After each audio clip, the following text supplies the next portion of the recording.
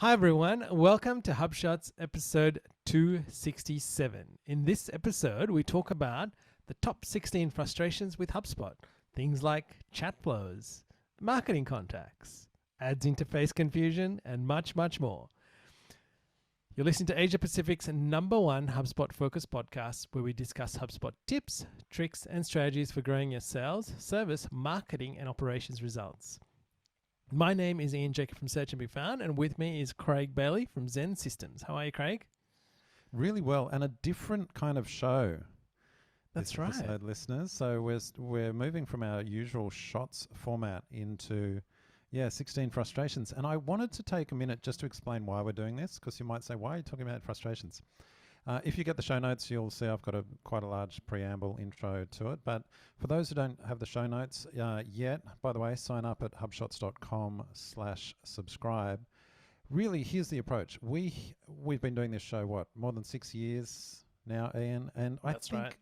I think listeners would say we're pretty positive about HubSpot in the main. That said, we do like to balance it by pointing out frustrations and issues as we come across them. But overly, by far the majority, it's very positive. I wouldn't say we're bleeding orange, as some others in the community tend to talk about. But we're very positive. It's a great product. And by the way, it's the basis of our own businesses and our livelihoods. So, of course, there's Exactly. incentive for us to be positive about it. However, I think there's value in highlighting some of the key issues that customers come across. And there's two reasons why. The first is because these frustrations, a number of them that we're going to go through in the show tonight, are actually solvable. And we'll talk about how they're solvable. And this is especially the case if you've had HubSpot for a while.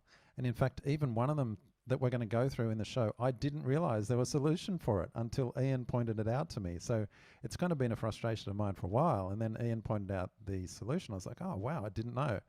Maybe if I don't know, some of our listeners don't know either. That's the first reason.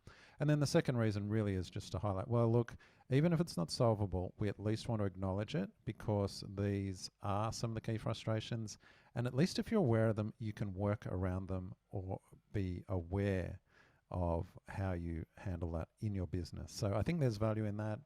And the final comment I'll just make is that I think HubSpot, like all good world-class organizations, is extremely happy and eager, I would say, to get feedback. They have a whole community forum with ideas and people often getting on there just venting frustrations and things like that.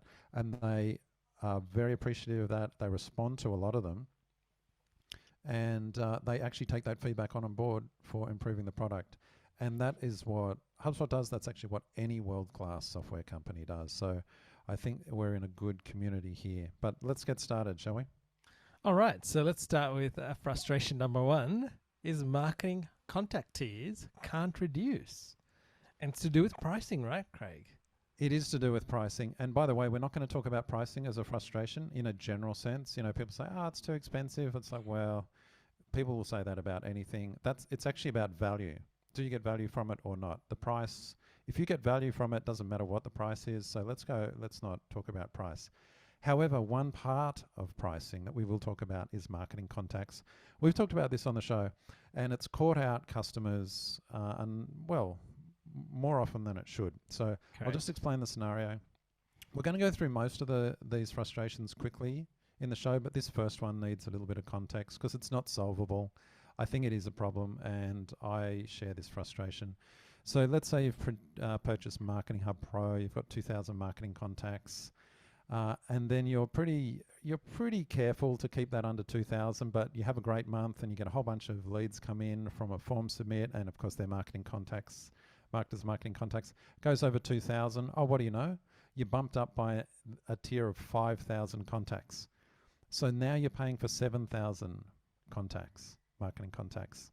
You're kind of like, oh, wow. Well, look, let me get it under control. We sort them out, qualify. Oh, no, we've got it back under 2,000. Oh, hang on, I'm still being charged for 7,000. Yes, and in fact, you will continue to be charged for 7,000 forever. I think it's a terrible part of the product. And it's extremely frustrating to clients. In fact, just this morning I was chatting with one. They're like, couldn't believe it. And frankly, I didn't know what to say. There's no defense. There's no justification for it. It's a terrible part of the product. It is a frustration. It's probably the most emotional I'm going to get about in any of these tonight, which is why we're doing it first. I just wanted to get it out of the way. We as partners have no control over this. For customers, it's a HubSpot decision. I think it's a terrible decision, and I hope they change it. But for now, there's no solution, and that is the one frustration that we can't solve. So, yep. I don't know if you've got any comments on that, Ian, but we'll just quickly move on, get past that one. No, I don't, Craig. But I've listened to many user or a customer tell me how frustrated they are by accidentally doing certain things, and then getting this bump, which they can't. And now, luckily, at times, if they've been in the initial stages of sign up, they've managed to bump it back. But that's a pretty rare thing to see. And yeah, I'm like the crying shoulder you lean on when this happens. So that's all I can say. Moving on to frustration number 2, the drag and drop builder doesn't work. And I'd like to say this is actually solved, and it's probably more if you've been a long-time HubSpot customer and you've had lots of legacy email templates and website templates and so on, and landing page templates. And this is where you will have the issues prop up, because you might have actually seen in your portal this lovely column that says A/B testing, and it either says no test or there is a test running. And people often see this and they go, oh, I've got to try that out. But then they go and try to edit let's say their landing page template, and they can't do anything because it's built in the old way, and they just don't have the flexibility to drag and drop. So I think with this, what is actually needs to happen is you need to just redo them using the new framework to use the drag and drop functionality. And this is probably something that's worth looking at doing, because it will make your life, your testing, your ability to roll out a lot quicker than you are using now, and sometimes alleviate some of the frustrations around putting pages and emails together that people often have. So well worth looking at. All right, frustration number 3, chat flow setup is confusing. This, I think, is a rare departure from HubSpot's typically intuitive user interface. For example, I think their workflows interface is very intuitive. And and we know from clients, we often go in clients and they're like, oh yeah, I've created this workflow, it was easy, I did this, trigger actions, great. The same is not said for the chat flow too. They're like, what is going on? How do I do this? And I think there's a reason why a lot of sites don't have the chat flow enabled, or if they do, it looks pretty simple and actually is a bad experience. It kind of doesn't flow properly. And really the only way that you can solve this is by taking the time to learn it. It's one of those learning curve problems. So I will acknowledge, yes, I think the chat flow setup is confusing. However, it just takes time. It's one of those things, and there'll be another one in the list later on in the show, which is a similar boat. That's right. All right, frustration number 4, you can't create multiple knowledge bases. I don't understand this. If you've got a portal that's got multiple brands, you can still only have one knowledge base. You can have multiple brand, multiple sites, multiple everything else, multiple email preference groups, but you can only have one knowledge base. I'm assuming they'll fix this at some point. It just seems anomalous to the rest of the product. But yeah, definitely a frustration. And also that means if you've got the new customer portal functionality added, which is in beta for some of our clients, you can only have one customer portal. So it's tied to the knowledge base. So again, another problem. All right, and leading on from that, frustration number 5 is the knowledge-based styling is limited. And hopefully this is temporary, and the current tools for styling the knowledge-based pages are limited. So things like colors, you can't even control the size of text and layout at the moment. But all things in all, you got to start somewhere, right, Craig? And I'm sure that in future there will be the ability to make those updates as well. So keep an eye out for that. But like we said, there is a limitation around that. All right, the next one is frustration number 6, which is survey styling is limited. Yeah, there's a few styling I guess, areas of the product where it's limited, and yeah, you just covered knowledge bases, but yes, surveys. And we've actually had clients say, look, we can't actually use the HubSpot surveys because they just don't adequately capture our brand. They just look jarring, so we can't use it. We're hoping that's limited or temporary as well, and will be improved. The next is the ads, and number 7 is the ads interface confusion, toggling campaigns on and off. And we've covered this a few times in the show because the ads tool has a toggle. And if you have a look at the screenshot, which looks like kind of just enabling or showing it up in the tool, but it's actually, it turns off campaigns. So just be careful with it. Yeah, worth highlighting, because you might look at the screenshot and go, yeah, well, of course it's turning it on or off. And I'm sure the product team, when they built it, and even now they look at it and go, no, of course it's turning campaigns on and off. Why on earth would you think it includes it on the summary above? And I can understand that. But, well, the reason we know this is because clients do it. Or more often, you know, they've been trapped many times. They're like, oh, what's going on? The campaign's running. Oh, did you turn it off in the ads interface? No. Did you toggle this one off? Yeah, I wanted the total. Okay, you've actually turned the campaign off. So there's a difference between what product team or you and I might think is intuitive and what users think is intuitive. So that's a frustration. The only solution to this is really education, getting to know the product. And so that is solvable in a sense.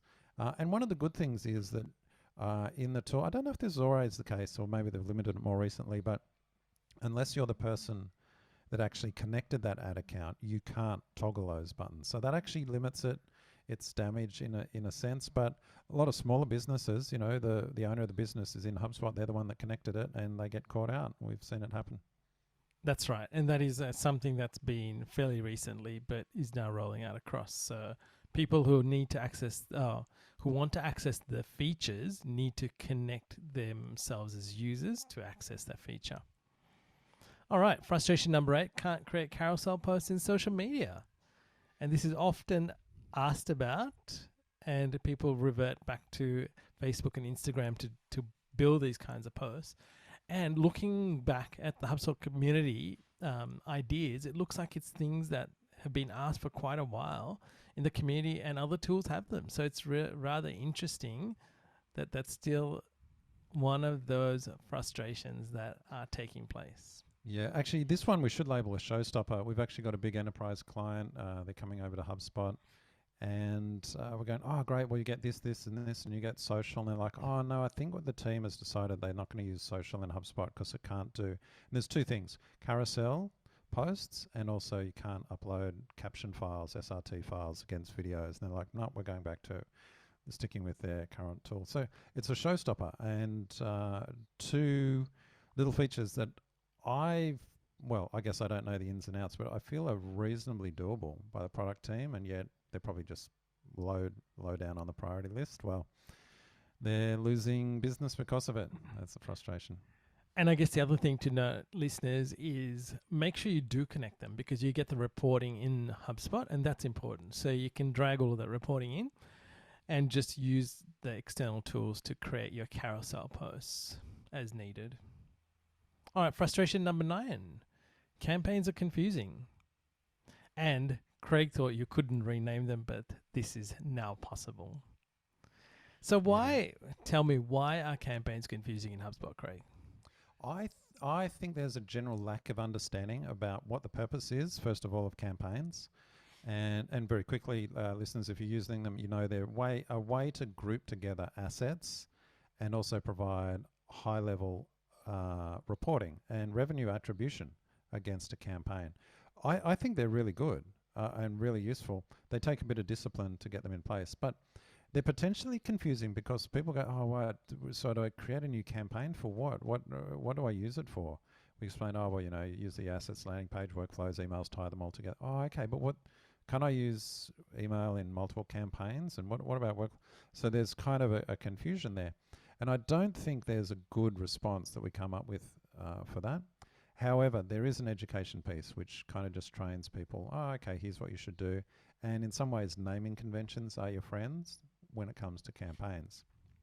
The second thing is, and this has now been fixed, but you can't rename campaigns. And this is something clients have said, and what I thought was the case, you can't rename campaigns. And historically that was the case.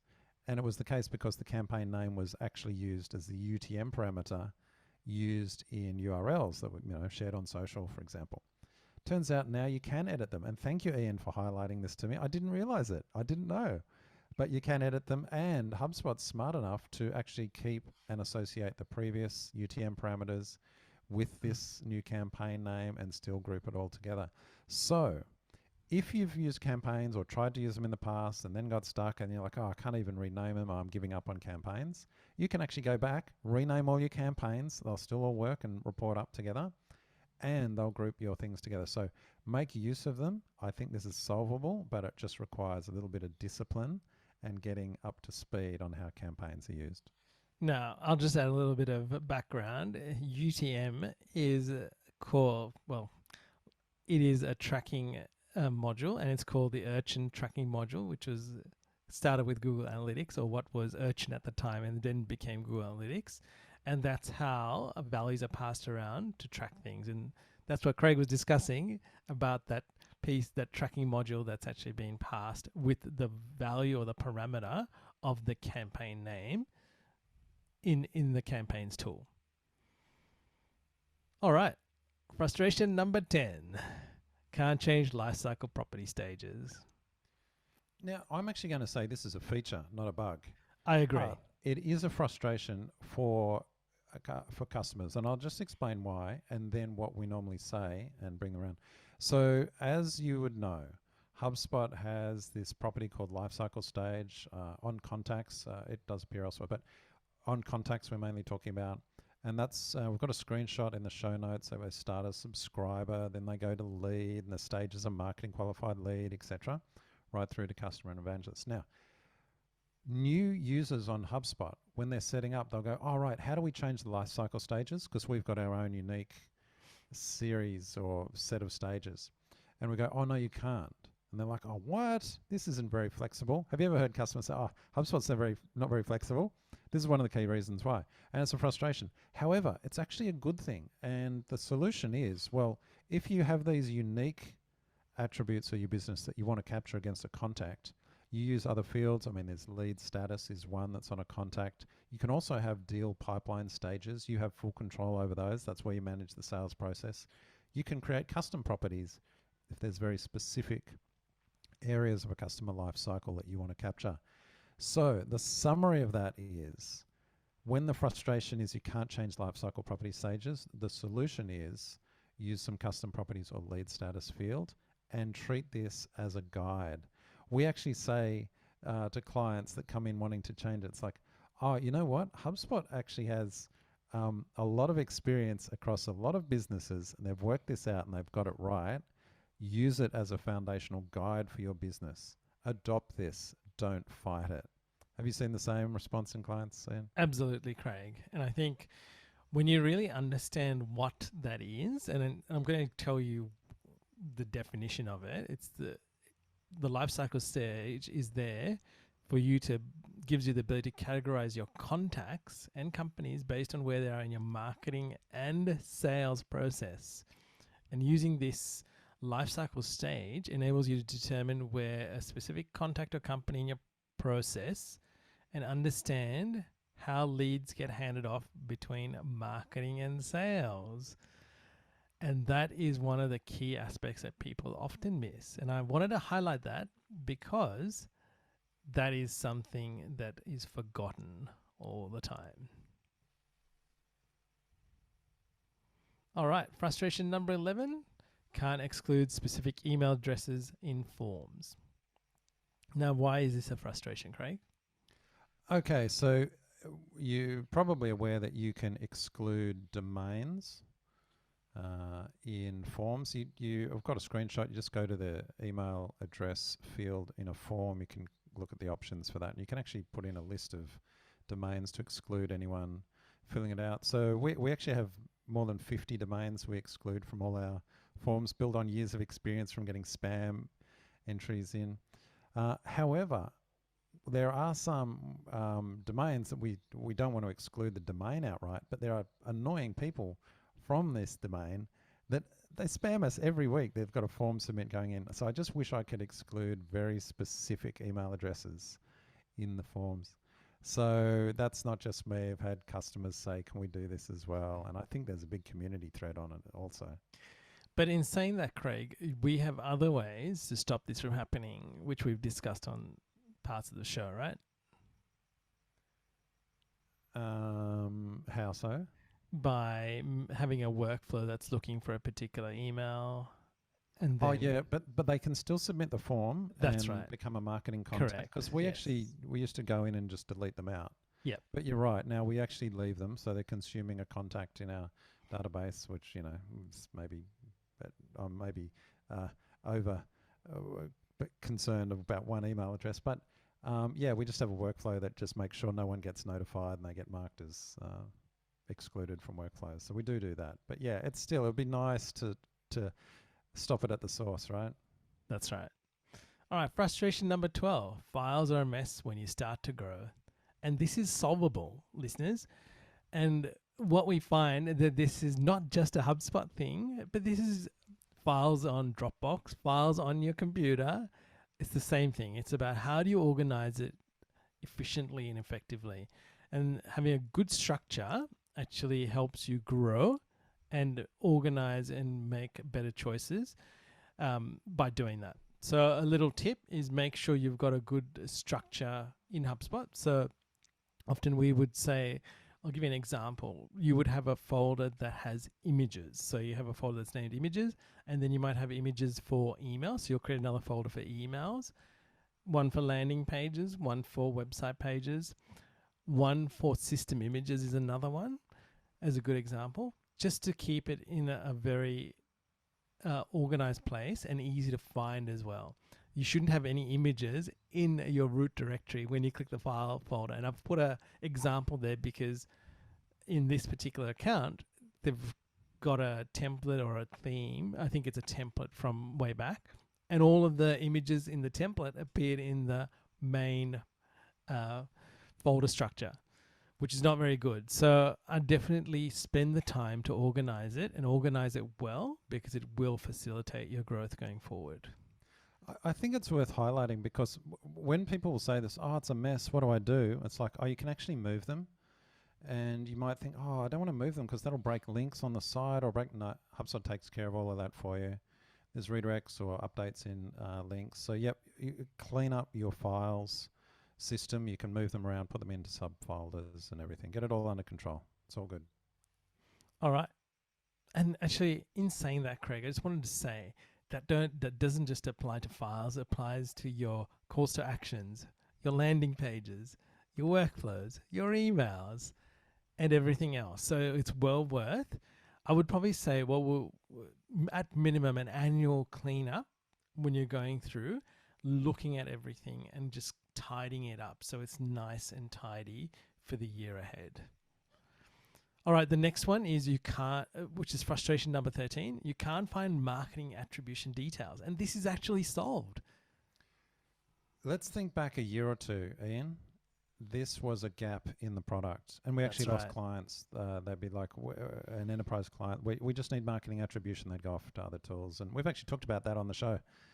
Well, 12 months is a long time in the software space, and very happy to reflect on just how far HubSpot has come since then, and their marketing attribution that's been built throughout the product extensively is very reassuring. And we've now got clients coming back to HubSpot that actually went off to other big, more enterprisey, I'm using air quotes, enterprisey tools in the past.